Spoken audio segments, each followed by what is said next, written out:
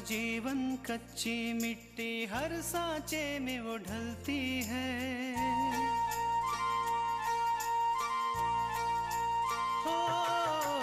उसका जीवन कच्ची मिट्टी हर सांचे में वो ढलती है। देती है जग को जियारा, खुद बाती बन जलती है। अपनों के नाम वो कर जाती है। हो अपनों के नाम वो कर जाती है। सारा जीवन अपना बन के बेटी भाभी माँ वो सच कर दे हर सपना। सुकन्या सुकन्या सुकन्या हमारी बेटियाँ। तैयारी हो गई विराज की? बहुत मुश्किल से बैग लेके जाने के लिए माने हैं। ये लड़का ना बिल्कुल ख्याल नहीं रखता अपना, काम के आगे से कुछ नहीं सोचती। आज मेरी बात पूजा से हुई थी, वो बहुत परेशान लग रही थी। क्यों, क्या हुआ पूजा को? वो ठीक तो है ना? पूजा ठीक नहीं है। तुम्हारे बेटे विराज ने आकांक्षा के साथ मिलकर जो झूठ बोला है ना, जो नाटक किया है, उसके बाद तुम्हारी और हमारी कोई रिश्तेदारी नहीं रह जाती। आखिर विराज ने ऐसा क्या झूठ बोल दिया कि तुम इतने साल पुरानी दोस्ती तोड़ रहे हो? दीनानाथ, आज के बाद अगर हम व्यापार भी करेंगे ना, तो वो दोस्ती में नहीं, दुश्मनी में करेंगे, समझे?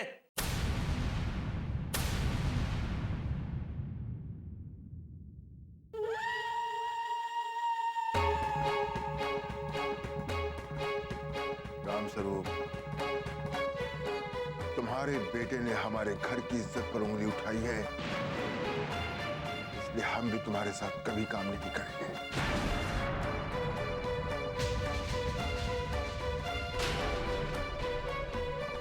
अपने घर की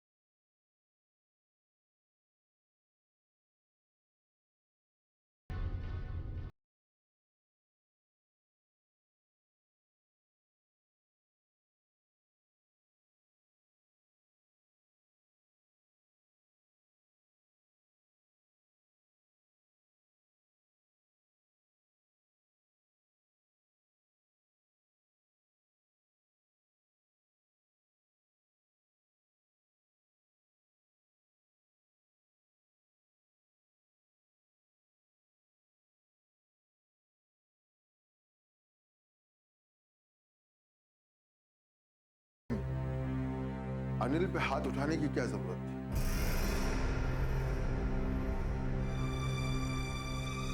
बाबूजी, ये आप कह रहे हैं? आपने देखा ना किस तरह से बेइज्जती की उसने सबके सामने आकांक्षा की, और उसके बाद भी आप ऐसे कह रहे हैं?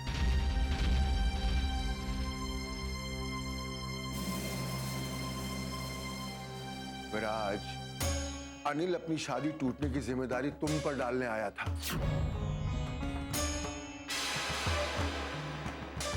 लेकिन तुम्हें तो धैर्य से काम लेना चाहिए था। तुम्हें उसकी बातों का जवाब हाथों से नहीं, मुंह से देना चाहिए था। ऐसी बात नहीं है बाबूजी, मैंने सिर्फ आकांक्षा। देखो विराज, इस घर की इज्जत का जितना ख्याल तुम है उतना मुझे भी है।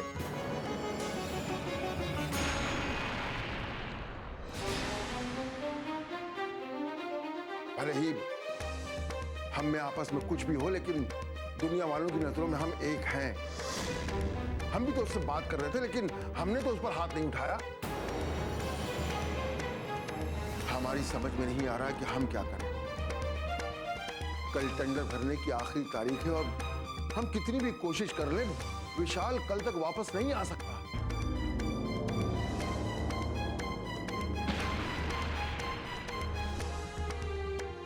यानी ये टेंडर भी हमारे हाथ से गया। देखो दीनू, ऐसा नहीं सोचो।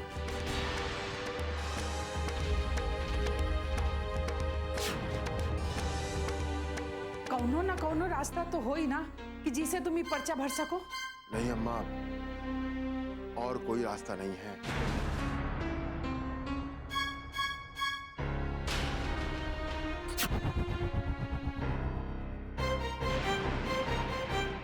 हम और विराज इस काम के बारे में कोई अनुभव नहीं रखते और बाहर का कोई आदमी हमारी मदद नहीं कर सकता।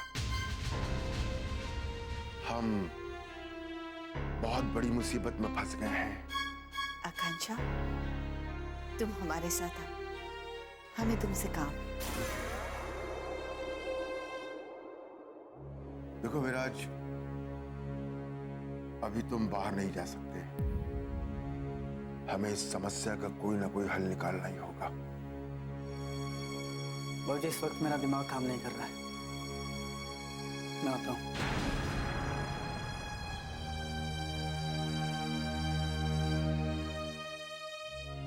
देख लिया अम्मा इसके तेवर। एक दिन इस लड़के को अपने गुस्से की ऐसी कीमत चुकानी पड़ेगी कि सिवाय पछतावे के इसके हाथ में कुछ नहीं आएगा।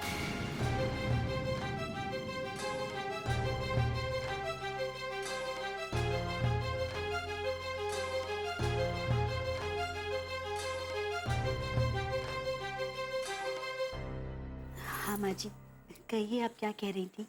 बेटा, उस समय उमा आ गई थी इसलिए बात अधूरी रह गई थी, लेकिन अब वो बाजार चली गई है तो मैं तुमसे निश्चिंत होकर बात कर सकती हूँ। हाँ हाँ कहिए ना। कृष्णा, हमारा पहला कदम था कि अपूर्व को ये यकीन दिलाना कि तुम्हें ये यकीन हो गया है कि अपूर्व की बात ना मानकर तुमने गलत किया है और तुमने ये कर दिया है। हाँ माँ जी, कल अपूर्व ने हमसे इस बारे में पूछा था तो हमने उनसे कहा कि हमें सही गलत की पहचान हो गई और अब हम उनका साथ देंगे। उसके बाद अपूर्व ने हमसे कुछ नहीं कहा और हमारी बात पर यकीन कर लिया। ये तो बहुत अच्छी बात है, पर हमें ज्यादा खुश होने की जरूरत नहीं है। अब हमें दूसरा कदम उठाना होगा। कैसा कदम माँ जी?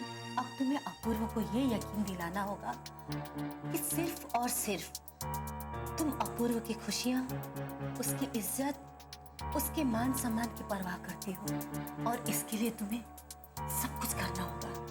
ठीक है माँ जी, लेकिन इसके लिए हमें क्या करना होगा? वही जो मैंने तुमसे पहले कहा था।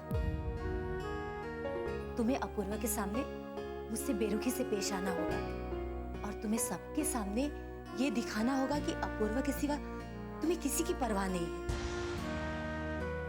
और बेटा, इसके अलावा तुम्हें और भी बहुत कुछ करना होगा जो शायद तुम ना करना चाहो। माँ जी, हम आपसे पहले भी कह चुके हैं कि हमसे ये सब नहीं होगा।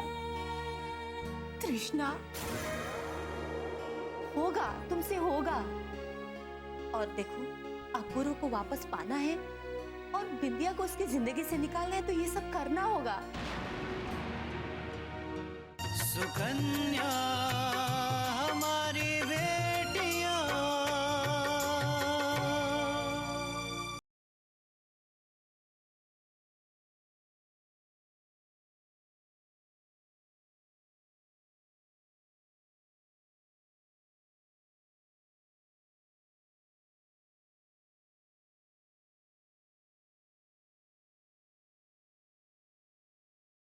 सुकन्या हमारी बेटियां।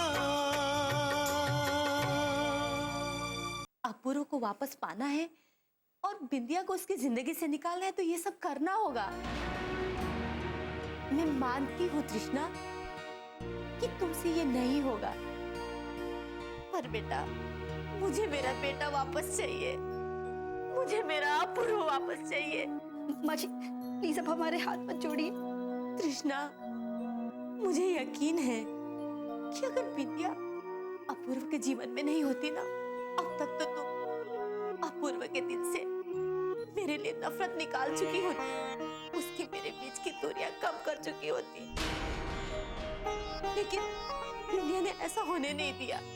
बाजी बाजी प्लीज आप शांत हो जाइए, सब ठीक हो जाएगा। तृष्णा, मुझे सिर्फ मेरी चिंता नहीं, मुझे तुम्हारी चिंता है। मेरा जीवन तो कट जाएगा, मैं तो ये भी मान लूंगी कि मुझे मेरी पापों का सजा मिल रहा है, पर तुम्हें क्यों? तुमने तो कुछ भी नहीं किया है, फिर तुम्हें क्यों सजा मिले? इसलिए तृष्णा, हमें अपूर्व को पाने के लिए वो सब करना होगा जो हमने सोचा है। ठीक है बाजी, अब हम पूरी कोशिश करेंगे कि हम आपके प्लान के मुताबिक चल सके। ठीक है, अब हम वही करेंगे जो हमने सोचा है।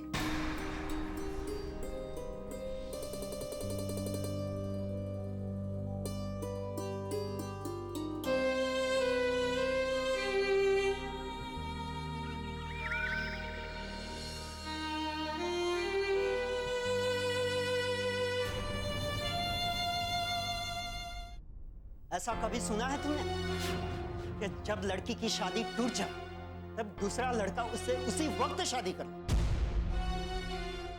अनिल, मैंने आकांक्षा से शादी इसलिए की क्योंकि मैं जानता हूँ कि वो गंगा की तरह पवित्र है और उस वक्त उस पर झूठा इल्जाम लगाया जा रहा था।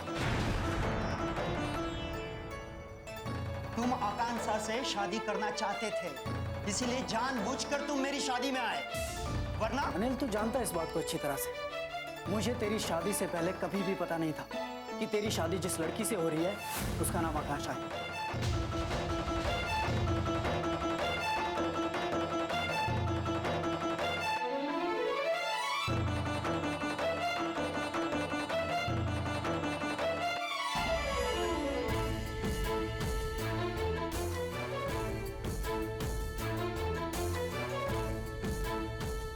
इस लड़की के बारे में बात करना तो दूर, इसकी परछाई तक से मुझे नफरत है। दूर रहना चाहता हूं इसकी परछाई तक से। जिस लड़की का कोई चरित्र ही ना हो वो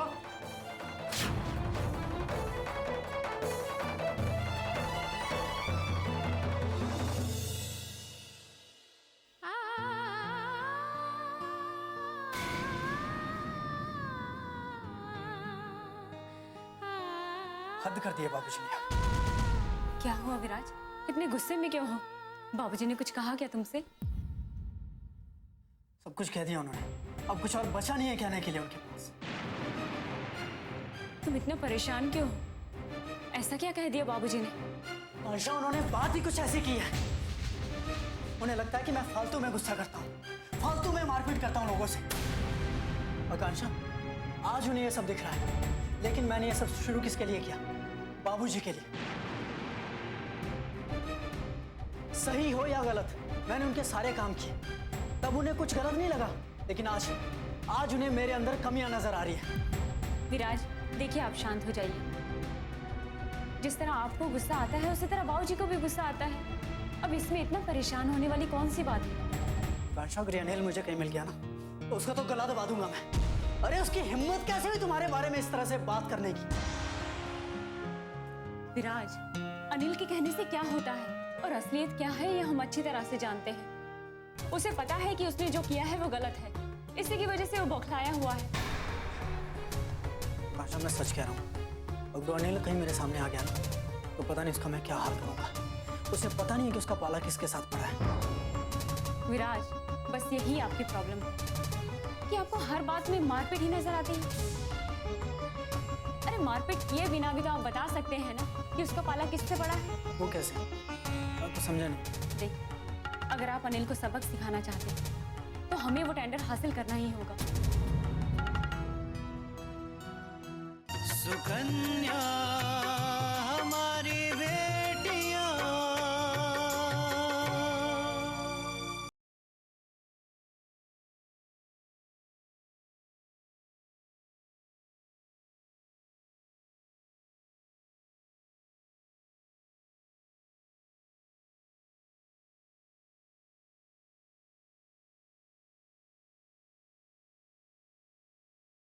सुकन्या हमारी बेटियां।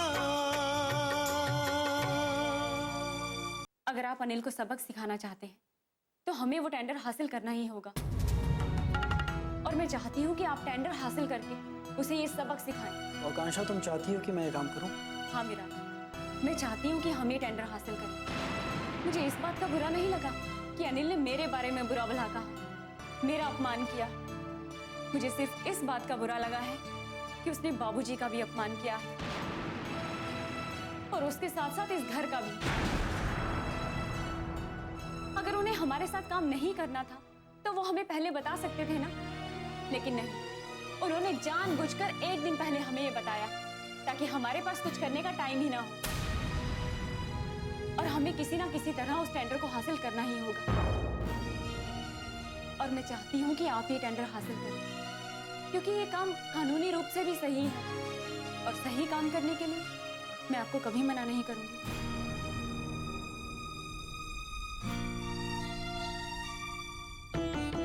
बिल्कुल सही कह रही हो आकांक्षा। अब मुझे कोई ना कोई ऐसा रास्ता निकालना ही होगा जिससे कि ये टेंडर हमारे हाथ लग जाए, और उस दगेबाज अनिल को पता चले कि हम उसके बिना भी ये टेंडर हासिल कर सकते हैं।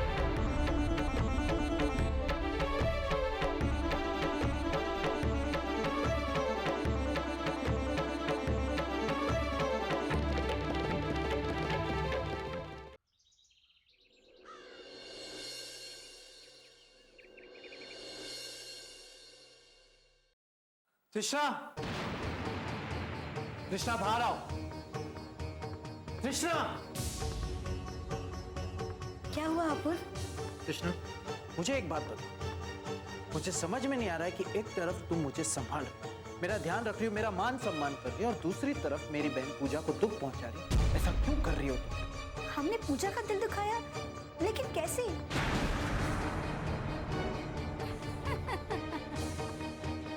अब ऐसे मत बनो जैसे तुम्हें कुछ पता ना हो, जैसे तुम जानती नहीं हो कि आकांक्षा ने पूजा के साथ क्या किया है। आकांक्षा ने अपने रसोई पूजन में खीर बनाई, और उस खीर को खाकर घर में सबकी तबीयत खराब हो गई।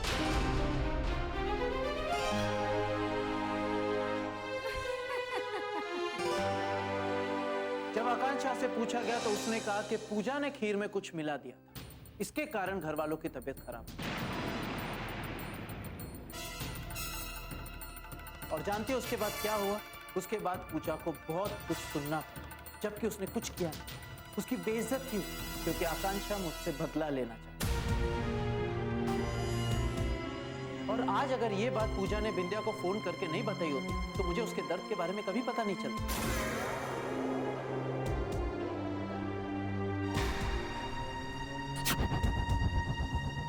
आकांक्षा की इतनी हिम्मत बढ़ गई। कृष्णा, कहीं ये बात तो नहीं कि तुम्हें ये बात पहले से मालूम, या फिर तुम आकांक्षा के साथ मिली हो?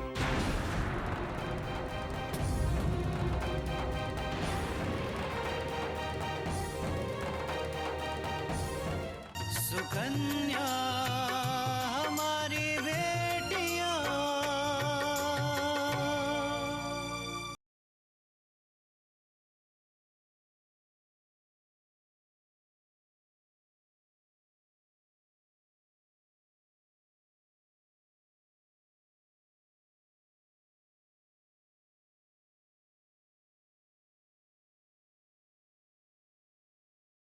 सुकन्या हमारी बेटियां।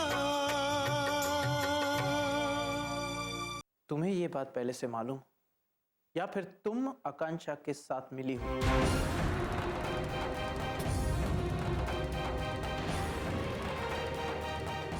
नहीं अपूर्व, हमें इस बारे में कुछ भी नहीं मालूम, और पूजा के साथ ऐसा कुछ करने के बारे में तो हम सोच ही नहीं सकते हैं। लेकिन ऐसा ही हुआ, और आकांक्षा ने ये किया। तो अच्छा हुआ कि बिंदिया ने पूजा को संभाल लिया, उसे सांत्वना दी। मेरी बेचारी बहन इसे अपना दुख सुना। अपूर्व, मुझे लगता है कि पूजा ने जो भी बिंदिया को बताया है वो सारी बातें सच नहीं है।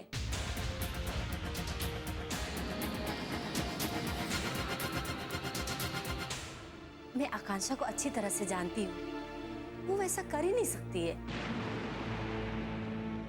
माँ जी, सच ना ही आपको पता है और ना ही हमें। सच तो केवल पूजा और आकांक्षा को ही पता है।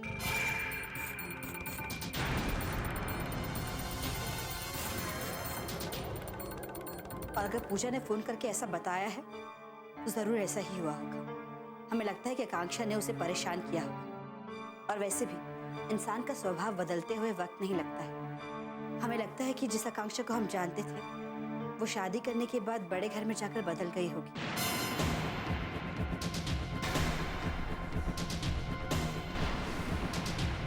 हमें अपूर्व और पूजा पर पूरा यकीन है।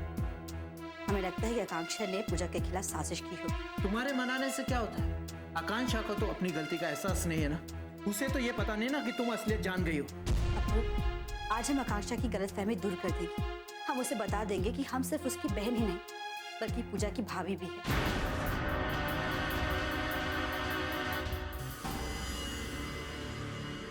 हमारे लिए आकांक्षा और पूजा अलग नहीं। हम उसे अभी फोन करते हैं।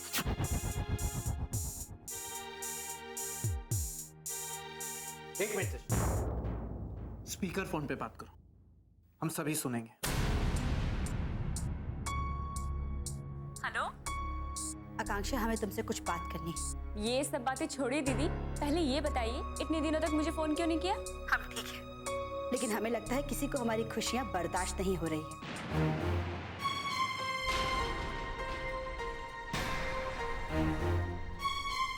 हाँ दीदी, मेरा भी कुछ ऐसा ही हाल है। पूजा ने मुझे इतना परेशान कर रखा है ना कि मैं आपको। बस आकांक्षा, हम यहाँ बात पूजा की नहीं कर रहे बल्कि हम तुम्हारी वजह से परेशान हैं।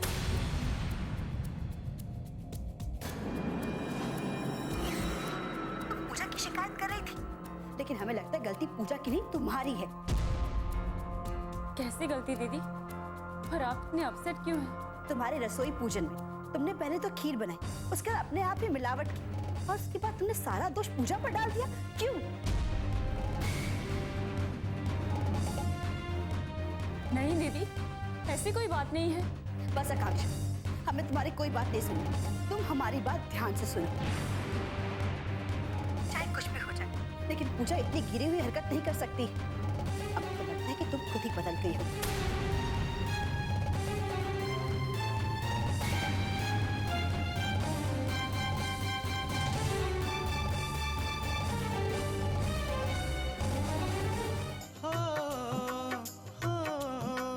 अपनों के नाम वो कर जाती है सारा जीवन अपना।